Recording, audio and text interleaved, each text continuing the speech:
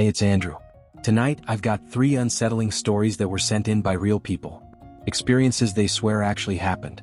What started as normal, forgettable evenings slowly turned into something they'll never be able to forget. The kind of moments that make you question every sound in the dark and every shadow in the corner of your room. But before we begin, I'm curious. Where are you listening from tonight? And what time is it for you right now? It's always amazing to see how far these stories travel across the world. Let me know in the comments. I try to read as many as I can. Alright, turn the lights down, keep your doors locked, and let's get started. Story 1. The Substitute. Hi there. My name is Cameron, and today I finally mustered up the courage to share my encounter with your channel. I've had a few moments in my life that felt ordinary at the time but turned heavy later. The kind that sit in your chest when you remember them at 2 a.m. I work as a substitute teacher in a rural school district. The kind of place where everyone knows everyone, and the same families have been sending kids to the same brick building for 3 generations. Most assignments are straightforward. Show up, follow the lesson plan, keep the kids from burning the place down. Easy money between grad school applications. Last October, I got a call for a 3-day assignment at Millbrook Elementary. 2nd grade, teacher out with the flu, nothing unusual. The school sits at the edge of town where the neighborhoods thin out into farmland. Old construction, tall windows, that particular smell of floor wax and cafeteria food that every school seems to have. I arrived early on the first day. The principal, Mrs. Werner, met me in the office. She was efficient, professional, the type who'd been doing this job long enough to have seen everything. She handed me the classroom keys and a folder with lesson plans, then mentioned something that seemed like an afterthought. The students might mention Rebecca, she said, adjusting her glasses. Just redirect them if it comes up. I asked who Rebecca was, assuming she was a former student or teaching assistant. Mrs. Werner paused, choosing her words carefully. She's a story the children tell. Every few years a new class picks it up. It's harmless, really. Just ignore it. That should have been my first warning. But I'd worked with kids long enough to know they created elaborate mythologies about everything. Secret passages in the gym, haunted bathrooms, teachers who were actually robots. This was probably the same thing. The classroom was standard. 20 small desks arranged in neat rows, alphabet posters on the walls, a reading corner with worn cushions, and a whiteboard that had seen better days. The kids filed in at 8:30, backpacks dragging, chattering about weekend plans. Normal 2nd graders. Loud, energetic, easily distracted. Everything went fine until the afternoon. We were doing math worksheets when a girl named Sophie raised her hand. Mr. Cameron, is Rebecca coming today? The room went quiet in that sudden, unnatural way that happens when kids collectively decide something is important. 20 pairs of eyes locked onto me, waiting. I remembered Mrs. Werner's instruction. There's no Rebecca in this class. Let's focus on our work. Sophie's face fell, but she nodded and looked back at her paper. The other kids exchanged glances but said nothing. The rest of the day passed without incident. That evening, I mentioned it to my roommate Marcus over dinner. He laughed and said kids probably just enjoyed messing with substitutes. I agreed, deciding not to give it more thought. The 2nd day started normally. Morning routine, reading time, science activity about weather patterns. But during lunch, while the kids were in the cafeteria, I stayed in the classroom to eat and grade some work. The room was quiet except for the hum of the heating system. I was halfway through a sandwich when I heard a sound. Soft, rhythmic, like someone bouncing a ball in the hallway outside. I opened the door and looked out. The corridor was empty. All the other classes were at lunch. The bouncing sound continued, moving away from me, fading into the distance. I stepped into the hallway and called out, thinking maybe a kid had wandered off from the cafeteria. No response. The sound stopped. I walked to the end of the hall where it turned toward the gym. Nothing. Just empty corridors and the muffled noise of children eating lunch 2 floors below. I went back to the classroom, slightly unsettled but attributing it to old building acoustics. When the students returned, a boy named Tyler approached my desk with unusual seriousness. Did you see Rebecca? He asked quietly. Tyler, there's no Rebecca. Okay. He stared at me for a long moment. She was here during lunch. She always comes when the room is empty. Who told you that? I asked, trying to keep my tone light. Nobody told me. I just know. He returned to his seat, and I noticed several other children watching our exchange with knowing expressions. It was coordinated in a way that felt rehearsed, like they'd all agreed on a story and were waiting to see if I'd believe it. That afternoon we had art time. The assignment was to draw a picture of their family. I walked around the room offering encouragement and supplies. Most drawings were typical. Stick figures holding hands, houses with triangle roofs, smiling suns in the corner. Then I reached Sophie's desk. Her drawing showed 6 stick figures. 5 were normal-sized, clearly labeled Mom, Dad, and her siblings. The 6th figure stood apart from the others, taller and drawn in black crayon. Above it, in careful lettering, she'd written Rebecca. "Sophie, who is this?" I asked, pointing to the black figure. "That's Rebecca," she said matter-of-factly. "She lives in the school." "And she's part of your family?" Sophie shook her head. "No, but she's always watching. So I thought I should draw her too." I felt a chill run down my spine but kept my expression neutral. "Let's focus on your actual family, okay?"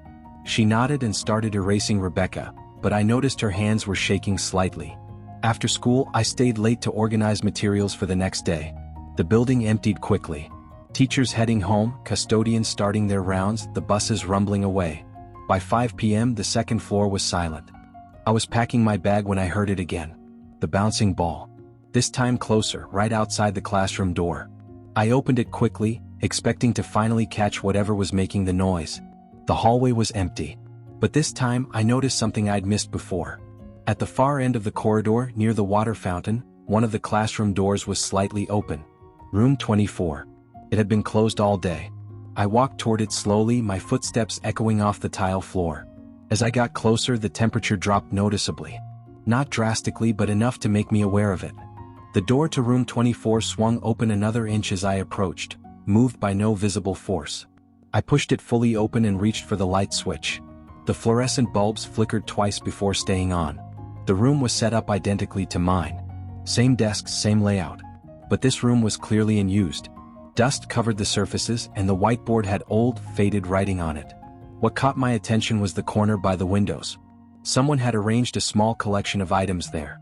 A jump rope, a pair of small shoes, a faded backpack, and a framed photograph. I approached slowly and picked up the photograph. It showed a second-grade class from years ago, judging by the clothing and hairstyles. Maybe early 2000s. The children stood in 3 rows, typical school photo setup. But one face had been circled in red marker. A girl with dark hair and a cautious smile. Written below the photo in the same red marker, Rebecca Ward, 2003. My hands started shaking. I put the photo back exactly where I'd found it and backed out of the room, pulling the door shut. As I turned to leave, I heard a child's voice, clear and close, right behind me. "Are you leaving?" I spun around. The hallway was empty. But I felt something. A presence, a weight in the air that hadn't been there moments before. I didn't wait to investigate further. I grabbed my bag from my classroom and left the building, not stopping until I reached my car. That night, I couldn't stop thinking about it. I searched online for information about Millbrook Elementary. Local news archives, school district records, anything that might explain what I'd found. It took an hour, but I finally found it. A brief article from August 2003. Rebecca Ward, 7 years old, had died in an accident on school property. She'd been playing during recess when a basketball went over the fence into a drainage ditch. She'd climbed down to retrieve it and hadn't been found for several hours. By the time they located her, it was too late. The school had held a memorial service. Counselors brought in for the students. Enhanced safety measures implemented. And then, gradually, the story faded from public memory. But apparently not from the school itself. The third day of my assignment, I arrived determined to finish professionally and never take another job at Millbrook. Mrs. Werner was in the hallway when I arrived, almost as if she'd been waiting for me. "How have the past 2 days been?" she asked, studying my face. "Fine," I lied. "The kids are great." She nodded slowly. "Did anything unusual happen?" I hesitated. "The children mentioned Rebecca a few times." "And did you see her?" The question was so direct, so matter-of-fact, that I didn't know how to respond. Mrs. Werner sighed and gestured for me to follow her into an empty classroom. "Every few years we get a substitute who experiences something," she explained quietly. "We don't advertise it because it sounds insane. But the truth is, something happens in this building. Not all the time and not to everyone. But enough that we can't ignore it." "Why use that room?" I asked. "Room 24? We don't. It's been storage since 2004. We locked it years ago, but the door opens on its own. Maintenance has replaced the lock 3 times. It doesn't matter. And the items in the corner? Students leave them. We remove them, they reappear. We stop trying to clean it out after the 5th time." I spent the rest of that day in a kind of numb autopilot. The children were quieter than the previous days, as if they sensed something had shifted. Near the end of the afternoon, Tyler approached my desk again. "You saw her, didn't you?" he said. I didn't answer. "She's not mean," he continued. "She just gets lonely. She likes school. She doesn't want to leave." "How do you know that?" I asked. "She tells us. Not with words. But we know." The school day ended without further incident. I returned the keys to the office, thanked Mrs. Werner, and drove home. I've taken other substitute assignments since then, but never at Millbrook Elementary. They've called several times offering me positions, but I always decline. Sometimes I think about Rebecca. A 7-year-old girl who loved school so much that even death couldn't make her leave. Who bounces a ball in empty hallways and watches classrooms from the corners. Who left such a strong impression that children 20 years later still know her name. I don't know if what I experienced was real or some elaborate psychological phenomenon, but I know what I saw. I know what I felt. And I know that some places hold on to their stories longer than we'd like to believe. The students at Millbrook still mention Rebecca. I know because I ran into Sophie's mother at a grocery store last month. She told me Sophie insists on bringing an extra juice box to school every day. When her mother asked why, Sophie said it was for her friend who gets thirsty during class. The friend who sits in the empty desk by the window. The one only the children can see. Cameron, that was genuinely unsettling. Thanks for your submission. Now, let's see who's next in line for story number 2. Story 2, The Parallel Route. Hi Andrew. I hope you're doing well. I'm Juliana, one of your subscribers. I absolutely love your content and have binge-watched all your videos. I wanted to share my personal experience for everyone to hear. I was 24 the first time I realized a road can remember things better than people do. I just started a job as a home health nurse, which meant driving to patients' houses across 2 counties. Long hours, irregular schedules, and a lot of time alone in my car on roads that barely appeared on GPS. One of my regular patients, Mr. Delacroix, lived in a rural area about 45 minutes from my apartment. The route was straightforward during the day. Highway 49 to County Road 7, then a series of small farm roads that eventually led to his property. He was an elderly man recovering from a stroke, needed medication management and physical therapy exercises. Twice a week, Tuesday and Friday, same routine. The Friday in question started like any other. I finished my morning patients and headed out around 7 p.m. The sun was already setting, that orange gold light that makes everything look softer than it is. I'd made the drive enough times that I barely needed directions anymore. Highway 49 was busy with weekend traffic, but once I turned onto County Road 7, civilization dropped away quickly. Just empty fields, scattered farmhouses, and the occasional roadside stand closed for the night.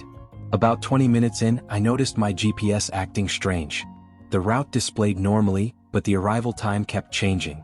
First it said 30 minutes remaining, then 45, then back to 30. I chalked it up to poor signal and focused on the road.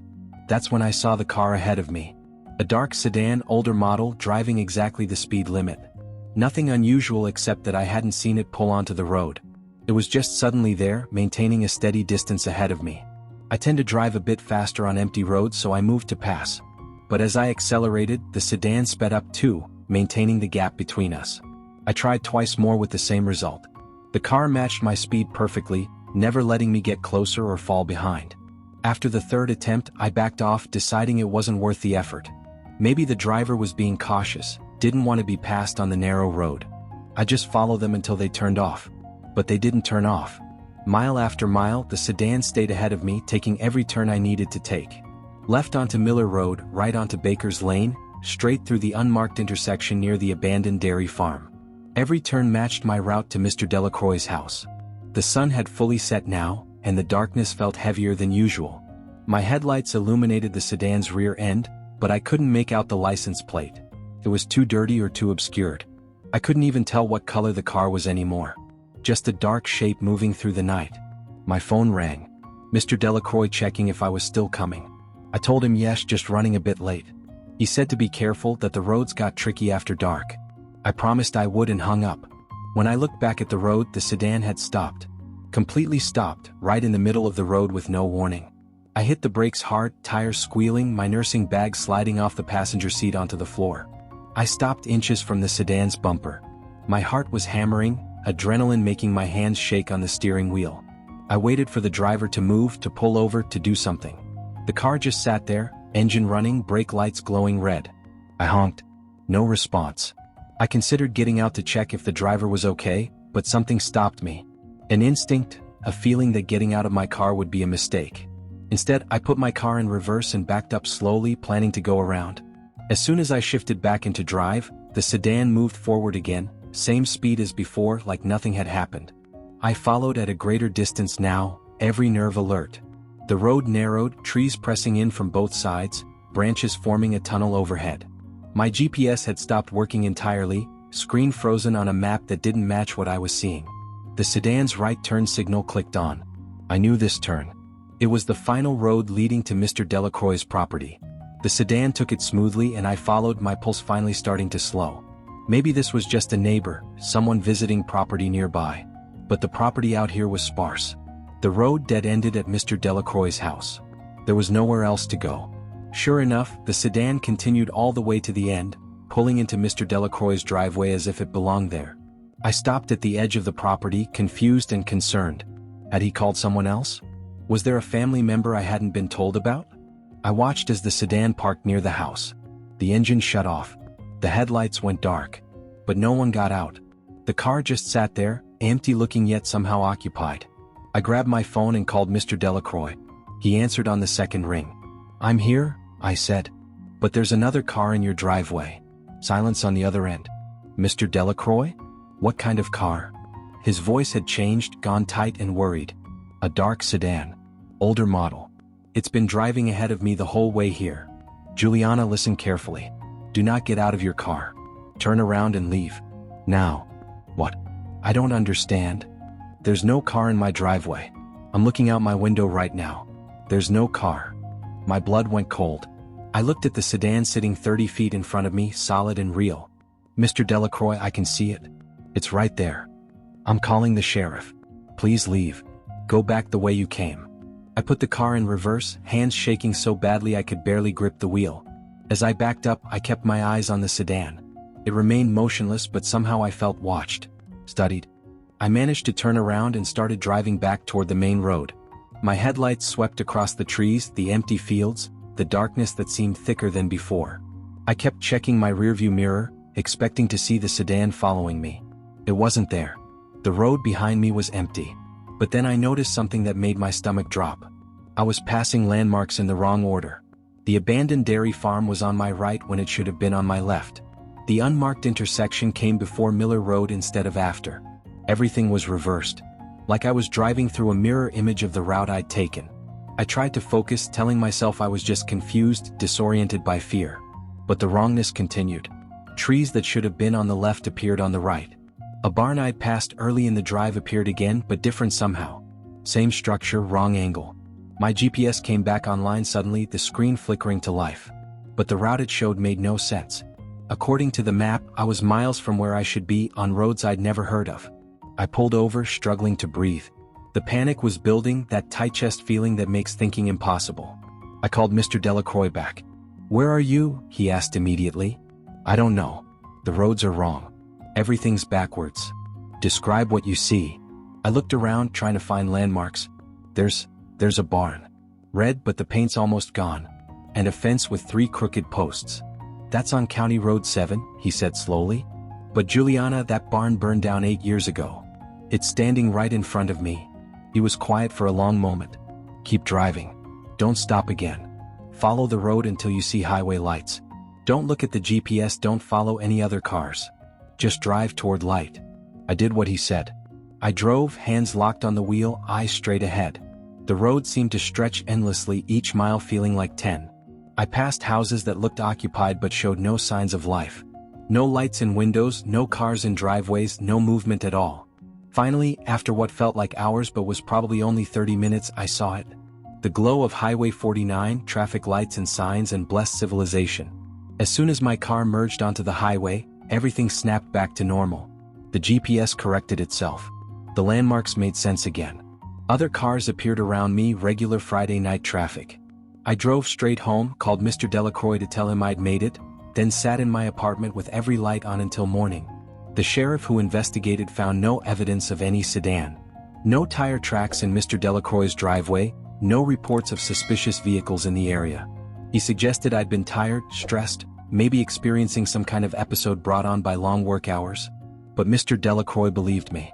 He told me later, speaking carefully, that the roads in his area had a reputation. People reported strange things over the years. Cars that appeared and disappeared. Routes that didn't lead where they should. Travelers who arrived hours late with no memory of the time between. There was a story, he said, about an accident years ago. A family in a dark sedan had missed a turn on a foggy night and driven straight into the reservoir. All 4 members drowned. Their car wasn't found for weeks. That accident had happened on County Road 7 on the route to his house. I continued visiting Mr. Delacroix for another 3 months until he recovered enough to manage on his own. But I never drove that route after dark again. I'd schedule his appointments for early afternoon, always making sure I'd be back on the highway before sunset. He understood. On my last visit, he gave me a small compass, the old-fashioned kind with a brass case. For when GPS isn't enough, he said. I keep it in my car. And sometimes, on long drives through unfamiliar areas, I take it out and watch the needle.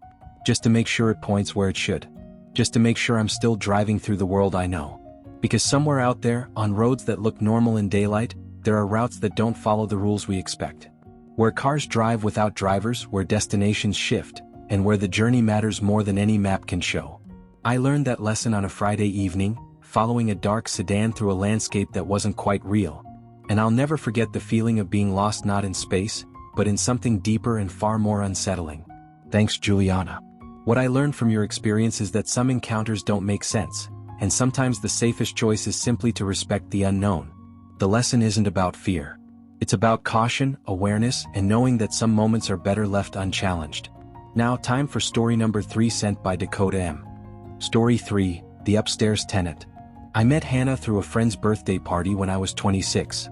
She lived about 3 hours away in a mid-sized college town that had expanded too quickly, leaving pockets of old neighborhoods surrounded by new developments. Her apartment was on the 2nd floor of a converted Victorian house. The kind of place that probably looked charming from the outside but revealed its age once you stepped inside. The first time I visited, I noticed the ceiling. Not dramatically, just a passing observation. It was unusually low for a Victorian building, and the plaster showed signs of old water damage. Hannah mentioned the 3rd floor was storage space, sealed off years ago after a renovation. The landlord had converted the house into apartments in the 90s and never finished the top level. Sometimes I hear things up there, Hannah said casually, making coffee in her narrow kitchen. Rats probably. Or squirrels. The landlord says he'll check it eventually. I didn't think much of it at the time. Old houses had rodent problems. That was normal. What wasn't normal was Hannah's cat. A gray tabby named Scout who'd been with her for 5 years, typically friendly and social. The moment I walked in that first day, Scout positioned himself between me and the hallway leading to Hannah's bedroom, ears flat, tail low. Not aggressive, just wary. Guarding. He's been weird lately, Hannah explained, scooping him up. Scout immediately twisted to keep his eyes on the hallway. Won't go past the bathroom anymore. I have to carry his food bowl into the living room or he won't eat. Over the next few months, I visited Hannah regularly. Each time, I noticed Scout's behavior growing more pronounced. He'd station himself in doorways, watching the ceiling. He'd wake from sleep suddenly and stare at the same corner above the bookshelf, a low growl rumbling in his chest. Hannah joked about having a ghost. I suggested maybe the apartment had mice in the walls. We both pretended it wasn't getting worse. Then came the sounds. Not the random creaks and settling noises that all houses make. These were different. Deliberate. Rhythmic. Footsteps. They'd start late at night, usually after midnight. A slow, methodical pace across the ceiling directly above Hannah's bedroom. Back and forth the same path every time. Hannah would lie awake listening, Scout pressed against her side, both of them tracking the sound as it moved. The landlord says the 3rd floor is completely empty, Hannah told me during one visit. No access from inside the building. The only entrance is an exterior door that's been nailed shut for years. I could hear the doubt in her voice. She didn't believe that anymore. The footsteps became more frequent. 3 times a week, then 5, then every night. Always the same pattern, always above her bedroom. Scout stopped sleeping. He'd patrol the apartment in darkness, pausing beneath the spots where the sounds concentrated, tail puffed, pupils dilated even in low light. I started staying over more often, partially because Hannah was exhausted from not sleeping, partially because I needed to verify I wasn't dealing with something purely in her imagination. The The first night I heard them, I understood why she was afraid. These weren't the random thumps of animals or shifting wood. They had weight, intention. The sound of someone pacing, stuck in a loop, unable to stop. "We should call the landlord again," I said, trying to sound practical. "I've called him 4 times. He won't even return my messages anymore." "Then we go up there ourselves." Hannah looked at me like I'd suggested something dangerous, which maybe I had. But the alternative was continuing to live beneath sounds that made sleep impossible and left her increasingly hollowed out. The exterior door to the 3rd floor was on the side of the house, accessible by a rusted fire escape that probably violated a dozen safety codes. We approached it on a Tuesday afternoon when the other tenants were at work. The door was nailed shut, just as Hannah had been told. But the wood around the nails showed signs of recent stress. Splintering, fresh marks that suggested the door had been opened and resealed multiple times. I used a crowbar borrowed from my car's emergency kit. The nails came free easier than they should have, like someone had loosened them already. The door swung inward with a sound like old lungs exhaling. The smell hit us immediately. Not decay, not quite. More like time compressed. Dust and stale air and something underneath that made my sinuses burn. The 3rd floor was a single large space, unfinished. Exposed beams, old insulation hanging in yellowed strips, plywood subfloor scattered with debris.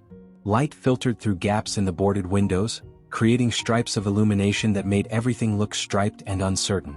In the center of the space, someone had been living, or staying, or existing. A sleeping bag lay in a corner, relatively clean. A camping lantern sat nearby, batteries dead. A small collection of canned food, mostly empty. A few personal items, a hairbrush, a jacket, a notebook. And directly above where Hannah's bedroom would be, worn marks in the plywood. A path, paced so many times the surface was polished smooth. My hands were shaking as I picked up the notebook. The first pages were normal. Shopping lists, reminders, what looked like draft emails. Then the handwriting changed. Became more erratic, urgent. "They won't let me leave. I can hear her downstairs. She doesn't know I'm here. Every night I walk. I can't stop walking. The floor won't let me stop. If she hears me, maybe she'll help. Maybe she'll understand." The final entry, dated 2 weeks ago, "I don't think I'm real anymore. I think I became part of the house." I showed Hannah the notebook. She read in silence, face draining of color. When she finished, she pointed to something I'd missed. In the corner, partially hidden by the sleeping bag, was another object. A wallet. Inside was an ID. Sarah Chin, 28 years old. An address in the same town. A library card. A photo of a golden retriever. "We need to call the police," I said. "And tell them what? Someone was living here illegally? Look around. There's no one here now." She was right. The space felt abandoned, not in days or weeks, but in some other way. Like whoever had been here had simply stopped being, dissolved into the structure of the house. We left everything as we found it and resealed the door. Hannah called the police anyway, explained what we'd discovered. They sent someone out 3 hours later. The officer was polite but dismissive. Looked at the notebook, said it seemed like someone had been squatting, but there was no crime to investigate if the person wasn't there anymore. "Have you heard of Sarah Chin?" Hannah asked. "Missing persons reports?" The officer checked his system. No reports. No one by that name had been reported missing in the county. After he left, I searched online. Sarah Chin's social media profiles existed but hadn't been updated in 4 months. Her last post was a photo of an apartment interior. Old hardwood floors, high ceilings, a bookshelf in the corner. The same bookshelf that sat in Hannah's living room. Same angle, same lighting. Sarah Chin had lived in Hannah's apartment. Had been the previous tenant. The landlord never mentioned a previous tenant, Hannah said quietly. He told me the apartment had been vacant for 6 months when I moved in. We confronted him the next day. Mr. Reardon was in his 60s, heavy-set, the type who'd owned rental properties long enough to see tenants as problems to be managed rather than people. Sarah Chin. He shuffled through files. Yeah, she rented 2B for about 8 months. Left suddenly, didn't give notice. Still owes me for the last month. When did she leave? October, maybe? November? I can check. And she didn't take her security deposit? He shrugged. Never came back for it. Forwarding address bounced. These things happen. Did you check on her? File a report. I'm a landlord, not her mother. She was over 18. Adults leave. It's not illegal. We left his office with more questions than answers. Hannah began researching the house's history. Built in 1887, originally a single-family home. Converted to apartments in 1994 after sitting empty for 3 years. Before that, it had been a boarding house in the 1970s, a private residence before that. She found something else. Obituaries. Over the past 30 years, 3 people who had lived in the house had died in unusual circumstances. One disappeared during a hiking trip, body never found. One died in a car accident 6 months after moving out, fell asleep at the wheel. One had a heart attack at age 32, no prior health issues. All 3 had lived in the second-floor apartment. Hannah's apartment. "We have to leave," I said. "And go where?" "I can't afford to break my lease. I can't afford to just walk away from my deposit and move. You can stay with me until we figure something out." She agreed reluctantly. That night, we began packing her essential items. Scout was frantic, running between rooms, yowling at closed doors. At one point, he stood in the hallway and stared at the ceiling, ears pinned back, hissing at empty air. That's when we heard it. Not footsteps this time. Scratching. Long, slow scrapes directly above us like fingernails dragging across wood. Then a voice. Muffled, distant, but unmistakably human. "Don't leave. Please don't leave. I'm so alone." Hannah grabbed Scout. I grabbed bags. We ran. We spent that night at my apartment. The next day, Hannah called the police again, explained everything, the notebook, the ID, the voice. They sent someone to check the 3rd floor. According to their report, they found evidence of previous occupation but nothing recent. No sleeping bag, no camping lantern, no notebook. Everything we'd seen had vanished. Mr. Reardon agreed to let Hannah out of her lease after she threatened legal action. He seemed almost relieved, like this was a familiar pattern he'd learned to navigate. Hannah moved in with me temporarily, then found her own place across town. She never went back to the Victorian house. The apartment was listed again 2 weeks later. I checked the listing occasionally, watching as it turned over every few months. New tenants, optimistic about the old world charm and the affordable rent. I wonder if they hear the footsteps. If their pets behave strangely. If they find themselves growing tired in ways that sleep doesn't fix. And I wonder about Sarah Chin. Where she went. Whether she ever really left that 3rd floor. Whether she's still up there, pacing, waiting for someone to hear her and understand. 6 months after Hannah moved out, I drove past the house. Just checking, I told myself. Making sure it was still standing, still normal looking from the outside. The 3rd floor window was different. The boards had been removed. And in the dark glass I thought I saw a figure. Someone standing very still, looking down at the street. Looking down at me. I didn't stop. I drove straight through, faster than I should have on a residential street. But I checked my rearview mirror, unable to help myself. The figure was gone. The window was empty again. But Scout never recovered. Even in Hannah's new apartment, miles away from that Victorian house, he still wakes at night and stares at ceilings. Still positions himself in doorways, watching for something only he can sense. Hannah jokes that he's guarding her from old memories, but I've seen the way he tracks invisible movements across rooms.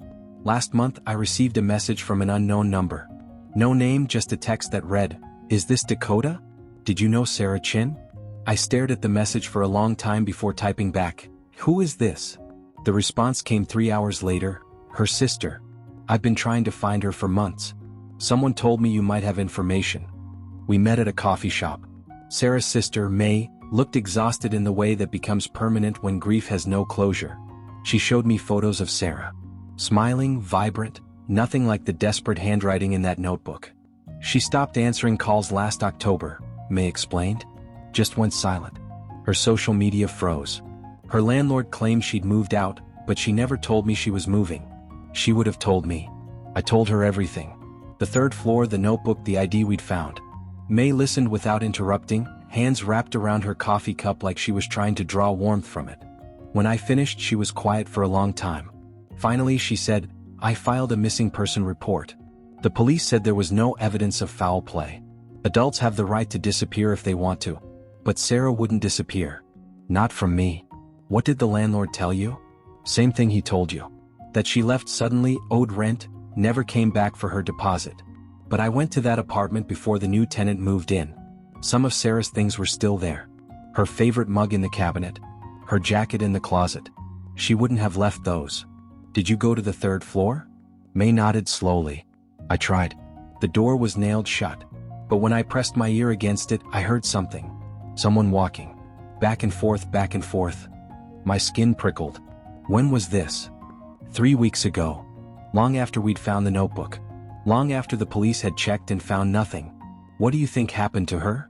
I asked, though I wasn't sure I wanted to know the answer. May's eyes filled with tears.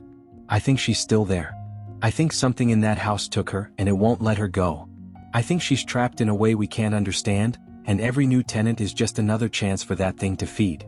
She pulled out her phone and showed me something else. A forum post from 5 years ago. Someone describing nearly identical experiences in the same house. A tenant hearing footsteps, finding evidence of someone living in the sealed third floor, discovering that the previous occupant had vanished without a trace. How far back does it go? I asked. I found mentions going back to the 1970s. Different details but the same pattern. Someone rents the second floor apartment. They hear sounds above them. They investigate or they don't. Eventually they leave or they disappear. And then someone new moves in. Why doesn't anyone shut it down? Condemn the building? Because it's just stories. Coincidences. People move away, lose touch, start new lives. Unless you're looking specifically, unless you're connecting dots across decades, it just looks like normal tenant turnover. But you're looking. I'm looking because Sarah was my sister, and I know she didn't just abandon her life. I know she's still there, somewhere, in a way that doesn't make sense to anyone who hasn't felt it. May asked if I'd go back with her. Try one more time to access the third floor, document what we found, build a case strong enough that someone would have to pay attention. I said yes, though every instinct screamed at me to refuse. We returned to the house on a gray Saturday afternoon. The current tenant, a college student named Brandon, let us in cautiously after May explained she was looking for her missing sister. He seemed relieved to talk to someone about it. I hear things, he admitted, leading us up the interior stairs. Every night. I thought it was just an old building, but my girlfriend refuses to stay over anymore. Says the apartment makes her feel watched. The apartment looked different with new furniture, new decorations, but the bones were the same. Same layout. Same bookshelf in the corner. Same low ceiling that pressed down like a hand. Scout's replacement, a hamster named Chewy, ran frantically on its wheel in the corner, going nowhere, unable to stop. Has anything else happened? I asked Brandon. Besides the sounds? He hesitated. My stuff moves sometimes. Nothing major, just small things. A book I left on the table ends up on the shelf. My keys appear in places I know I didn't leave them. And my laptop camera turns on by itself. I'll get notifications that motion was detected in my apartment when I know I'm alone. Have you checked the footage? May asked, voice tight. Once. I was too scared to look again. Can we see it? Brandon pulled up his laptop and navigated to the security app. The footage was from 3 nights ago, timestamp 2:47 a.m. The camera faced the hallway leading to his bedroom. For the first 30 seconds nothing moved. Then a shadow appeared at the edge of the frame. Not cast by any visible object, just a darkness that pooled in the hallway like liquid. It elongated, stretched toward the ceiling, took on a vaguely human shape. And then we saw her. Not clearly, not solid, but present. A woman's figure, translucent and flickering like a damaged film. She stood in the hallway facing Brandon's bedroom door, completely still. Her mouth moved. No sound on the video, but we could see her lips forming words over and over. The same phrase repeating. May leaned closer to the screen, her face pale. That's Sarah. That's my sister. We watched as the figure began to pace. The same path we'd seen worn into the third floor plywood. Back and forth, mechanical, trapped in a loop. Then she stopped abruptly and turned toward the camera. Looked directly at it. Looked at us, across time, through the barrier of recorded footage. Her lips moved one more time and somehow I knew what she was saying. Help me. Please help me. The footage cut out suddenly, replaced by static. Brandon closed the laptop with shaking hands. That's when I stopped checking the camera. Whatever that is, I don't want to see it again. We need to get into the third floor, May said, her voice steady despite the tears streaming down her face. Right now. Today. Getting the exterior door open was easier this time. The nails pulled free almost willingly, like the house wanted us to enter. The smell that rolled out was stronger than before. Not just old air, but something that made our eyes water and throats close. The space looked different. The sleeping bag was back. The camping lantern glowed dimly despite having no batteries. The notebook lay open to a fresh page with writing we hadn't seen before, dated today. She came back. May came back. Maybe this time someone will understand. Maybe this time I can leave. May picked up the notebook with trembling hands. Sarah? Are you here? The temperature dropped so suddenly we could see our breath. The camping lantern flickered. And then we heard it. Not from above this time, but from everywhere at once. A voice, layered and wrong like multiple recordings played simultaneously. I can't leave. It won't let me leave. Every time I try, I end up back here. Walking. Always walking. What won't let you leave? May asked, looking around the empty space. The voice came again, strained and desperate. The house. It's hungry. It needs someone in between, someone not quite here, not quite gone. I've been feeding it with my presence, but I'm fading. When I'm completely gone, it will need someone else. How do we free you? I asked. You can't. Once it has you, you become part of its structure. But you can stop it from taking anyone else. Burn it down. End the cycle. The lantern flared bright, then died completely. In the sudden darkness, we heard footsteps. Not above us. Not beside us. All around us, in the walls, in the floor, in the very air. The house itself was walking. We ran. Down the fire escape, back to the ground, not stopping until we reached May's car.